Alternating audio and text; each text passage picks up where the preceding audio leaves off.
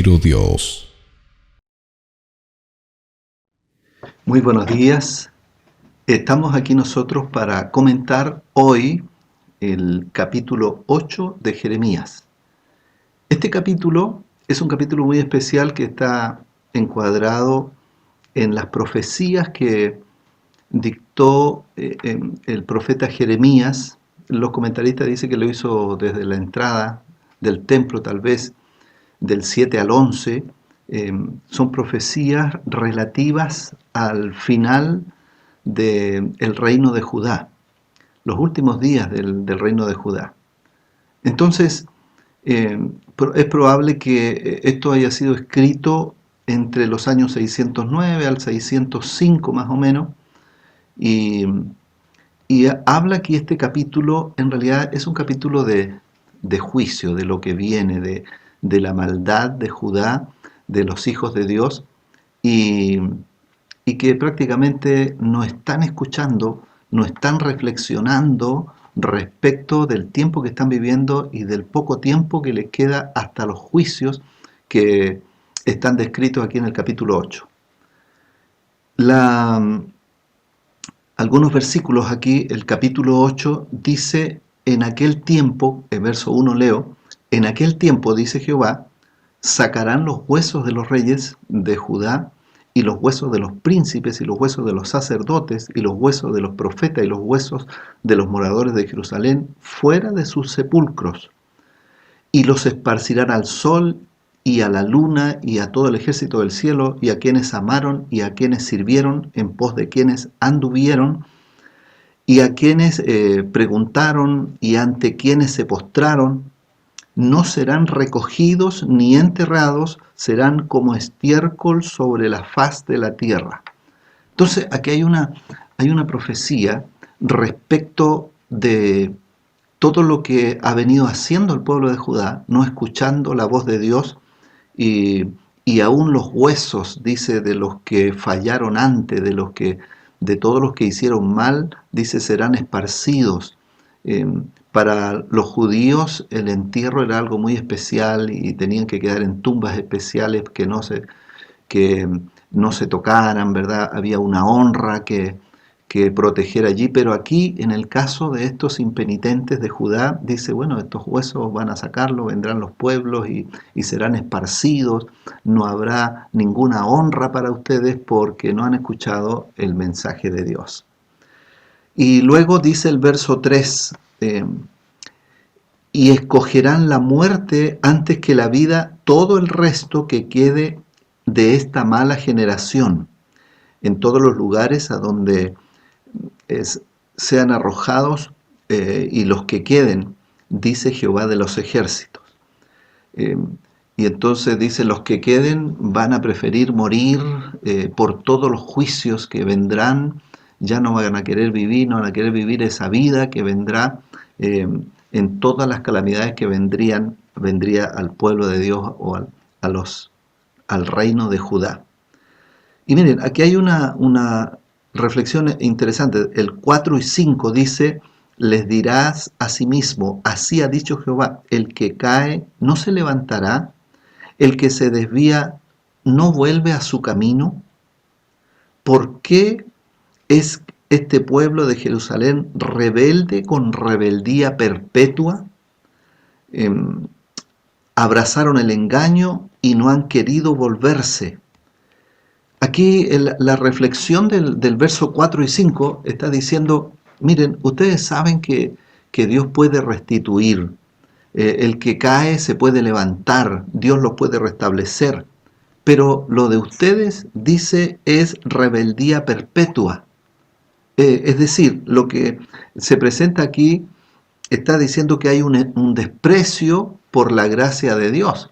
Es un desprecio por lo que Dios puede hacer por ellos. No le está importando lo que Dios les promete, lo que Dios les quiere mostrar. Luego dice el verso 6, escuché y oí, no hablan rectamente, no hay hombre que se arrepienta de su mal diciendo, ¿qué he hecho? Luego dice acá el verso 7, que también es una reflexión, es un llamado a a darse cuenta de las señales, a darse cuenta de los llamados de Dios. Dice allí el verso 7, aún la cigüeña en el cielo conoce su tiempo, y la tórtola, y la grulla, y la golondrina guardan el tiempo de su venida, pero mi pueblo no conoce el juicio de Jehová. Aquí está mencionando, fíjese, que la cigüeña, la tórtola, la grulla y la golondrina, que son aves, según los entendidos, que son más precisas en su migración, conocen los tiempos. Algunas de estas aves paraban, hacían estación allí en Judá, algunas venían del Mar Rojo hacia acá y hacían estación allí para poder alimentarse y después seguían su vuelo. Entonces le está poniendo como una ilustración para que pudieran pensar ellos, miren, estas aves conocen su tiempo, saben lo que tienen que hacer, y mi pueblo no conoce el juicio de Jehová. Entonces ahora nosotros estamos viviendo este tiempo de cumplimiento de las señales, estas pandemias, estos desórdenes sociales, esta inquietud popular, y entonces acá el llamado también puede ser para cada uno de nosotros. Estamos viendo las señales y eso tendría que producir un cambio. Y aquí Jeremías dice, y no sucede nada. El pueblo no conoce el día de su juicio.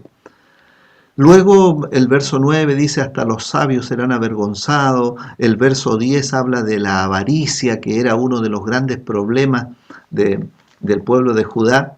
Y viene aquí el verso 11, dice, y curaron la herida de la hija de mi pueblo con liviandad, diciendo paz, paz, y no hay paz. Aquí está indicando de que en realidad las soluciones que se proponían, ¿verdad? O lo que se quería hacer en lo espiritual no era suficiente, era muy liviano la entrega a Dios, y entonces diciendo todo está bien, hay paz, con esto es suficiente. Ese es el llamado del profeta. Nosotros conocemos a Jeremías como el profeta llorón, el profeta que se lamenta, y esto es parte, todo este discurso que va del 7 al 10 son lamentos, es preocupación, es desgarro por el pueblo, por su pueblo que está sufriendo.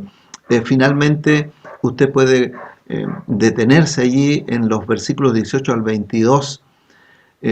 Dice el 18, a causa de mi fuerte dolor, mi corazón desfallece en mí, dice Jeremías. He aquí la voz de clamor de la hija de mi pueblo que viene de la tierra lejana. No está Jehová en Sión, no está en ella su rey. ¿Por qué me hicieron airar con sus imágenes de talla, con vanidades ajenas?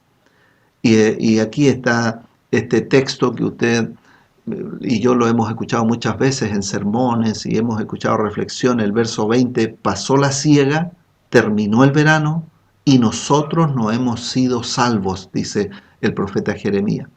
Esto va a seguir su curso, dice Jeremías, y lamentablemente algunos tendrán que expresar estas palabras. Pasó la siega, terminó el verano y nosotros no hemos sido salvos.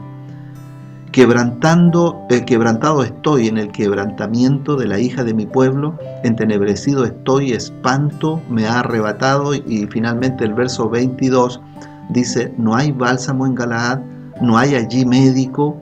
¿Por qué pues no hubo medicina para la hija de mi pueblo? Apreciados hermanos, este es el llanto, el clamor de Jeremías, tratando de llegar al corazón de su pueblo, tratando de decirle, miren, las cosas se están dando así, y yo no veo que haya una reflexión, yo no veo que haya un verdadero arrepentimiento para andar en los caminos de Dios y tratar de vivir el tiempo que estamos viviendo. Apreciado, esta mañana, ojalá que nosotros podamos recapacitar y ver, cada uno sabe en las cosas que tiene que mejorar. Y puede pedirle a Dios, puede pedirle al Espíritu Santo y Él le va a ayudar. Y vamos a poder vivir. Sí, a lo mejor usted y hasta yo mismo, A lo mejor no entendemos todavía lo que es vivir acorde al tiempo que estamos viviendo. Y ahí usted se puede recordar el ejemplo de estas aves migratorias que le ponía como ejemplo Jeremías allí. Bueno, entonces tendremos que pedirle a Dios: Señor, ayúdame a vivir, enséñame a vivir conforme al tiempo en que vivimos. Y Dios nos va a conceder eso, Dios nos va a ayudar. Dios le bendiga. Vamos a orar esta mañana. Querido Padre que estás en los cielos, ayúdanos a escuchar los mensajes de tu palabra, ayúdanos para que podamos vivir conforme a las circunstancias que vive el mundo. Y mucha gente que no te conoce necesita saber el mensaje de tu palabra predicado por nosotros, por tus hijos, vivido por nosotros. Quédate con tus hijos, quédate con tu pueblo, bendice nuestras familias, bendice tu iglesia. Te lo imploramos en el nombre de Cristo Jesús. Amén. Dios le bendiga, que tenga un buen día.